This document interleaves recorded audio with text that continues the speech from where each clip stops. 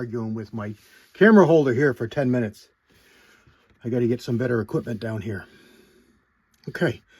What I want to do today with this video is I want to look at the problems that we had with this terminal ascent bullet in the 7 mag. And if you didn't catch it on the video, the last video of the 7 mag, those are the bullet holes that these bullets left in the target at 100 yards.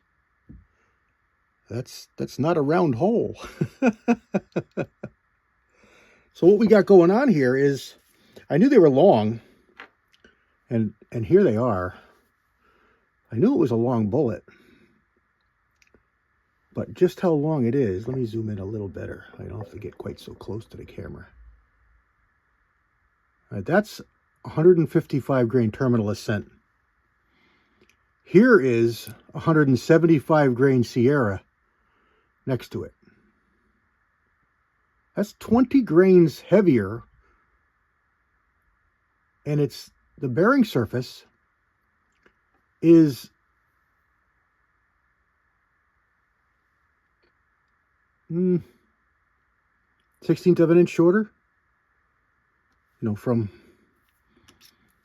about here to here, and then from here to about here. So it's about 1/16 of an inch longer. And my rifling twist doesn't like it, won't stabilize it. Now, I also may have something going on with my particular barrel, because there's a 162 Hornady, which I always loved. Shot a lot of those bullets. They always shot really good. But they wouldn't really group. So we switched over to the 160 grain Spear flat base, and those shot pretty good. Now, just to show you some more comparisons, this is another Federal bullet. This is 140 grain big game. And you can see that it's almost as long as the 162, which is 20 grains heavier. And then here in the mix here, let's throw that in between this one here. That's 160 grain Sierra. So we got 140 grain Federal big game, which is not a cup and core bullet. This is, well, it's not exactly like the terminal ascent, but it's, I guess basically it is a cup and core bullet. It's just a longer profile. This is a cup and core bullet. This is a Sierra 160 grain boat tail soft point. This is a cup and core bullet. This is a Hornady 162 grain boat tail soft point bullet. Here's a 155 grain Federal terminal ascent bullet. And then here is another cup and core Sierra 175 boat tail. Now, I think my gun, my barrel, is not fond of boat tails. I'm going to do a little more experimenting. I want to stay with a 160-ish grain bullet. Just because I've got smaller 7mm, and I don't really need this cartridge to shoot that lighter bullet when my 708 can do it, or the 730 can do it. So I'd rather have it up 160, 175. But most stuff in 175 is a boat tail. So I'm going to have to look around and see what's out there. I've got a couple of 160s that are not a boat tail, but I got to see what's out there. I got a 154 Hornady that I can use, but I'm getting a little bit on the light side. It's not awful, but it's a little on the light side, but that's a plain base bullet or a boat tail. I have both, so I can try that. And we'll see what we get. I've got a 170 grain mag tip, 175 grain mag tip over there that I don't remember if that's a boat tail or a flat base. I think it's a flat base. But I'm going to look at it and see. But in any event, let's go do a quick test on my barrel and see what the twist rate is. And see if we can measure that. And I'll come back to you. Okay, I had a couple of problems here. First of all, if you've watched my video on how to do this, it's very critical that you get a tight fitting patch, because you can have that patch slide over the rifling and not give you an accurate measurement. So that's exactly what had happened here. If you look at my marks here, this was the first one, and I measured all the way back here to the last one, and you measure that, it's like 17 inches, so you know it's not right. So I came back and I did it again, and I used one of these other ones, and I came up with this measurement. I did it again, and I come up with this measurement. Well, that kind of a discrepancy is common. That's what you're going to find, but not double. So I went and got the patch that I know would not fit, and then I trimmed off a tiny bit and tried to fit it, wouldn't fit. Trimmed off a tiny bit more, it wouldn't fit. Did it again and again and again until I got it just to go, and I really had to force it down the barrel.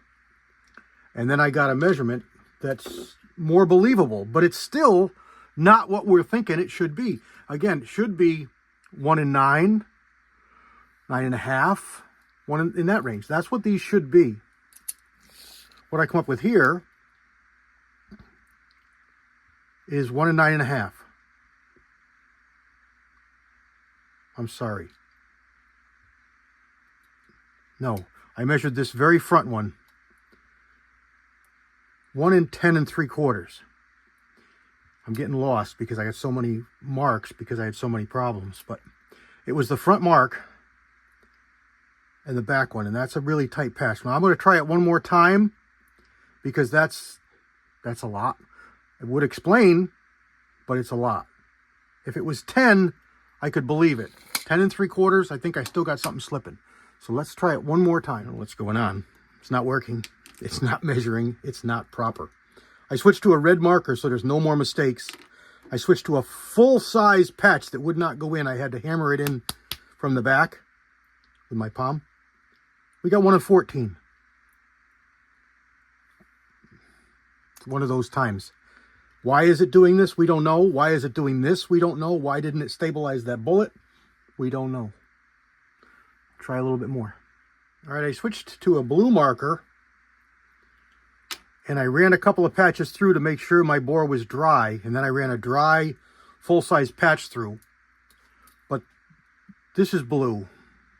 3 black, a red, and a blue. It's hard to see the difference, but it is different. And then my blue one back here is this one right here. Now we've got 1 in 10 1/4. Still, it's not impossible, and it would explain the problems. I'm going to get my bore scope out and scope it and see if I can possibly count it that way. It's going to be hard. It's going to be near impossible. But I'm going to run it through and take a look and see what I find out. Looks like it's just over 1 in 10 twist, which to my knowledge has never been made. I'll have to do some research on this particular gun. It's an interarms, but I don't know what I'm going to find, if anything. But it would explain what's going on, because it's, like I said, it's a 155 grain bullet that wouldn't stabilize. But it is longer than 175s. So that's something. This particular can is awful. Every time you touch it, it sprays, just taking the cap off it. I don't know if it's faulty or what, but anyway, let's go and get the bore scope out. Okay, so that confirms it. It is, in fact, more than 1 in 10 twist, which I didn't know they made, but I have one. I just was able to take the bore scope and mark the end of the rod, get on a land or a groove, drag the bore scope out, following that land, watching the mark until it came all the way back around the top, and then read the mark, and it was just over 10 inches. So there is the issue.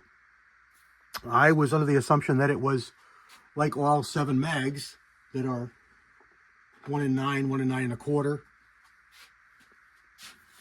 And that's the reason this will not stabilize that bullet. Now, I was pretty sure that I'd shot 175s in this. Didn't really want to shoot 175s because the velocity wasn't up. I wanted to be close to 3,000. So I wanted to stick with the 160s. But now we're in a different... Now we have all the information. We can make more accurate decisions on what I'm going to do with this, what it can do for me, and where I want to go with it from here. So stay tuned. But at least we figured out what's going on. We read our rifling twist, and the last one he did, the blue one here, was the most accurate, and it came out with what it actually is, which is just over 1 in 10, 1 in 10 and a quarter. So there we go. Never heard of that before. Post down in the comments what you think, because I'd never seen it. I didn't know that they have done it, but I have one. All right. God bless everybody. Kind of a weird video, but I didn't want to drag you through watching me push this rod in and out. Not very interesting, so I just did it for you and came back and talked to you. That's it. Let me know what you think. Let me know what you've heard of, and give me some ideas of what you think we should do from this point. God bless everybody. CW out.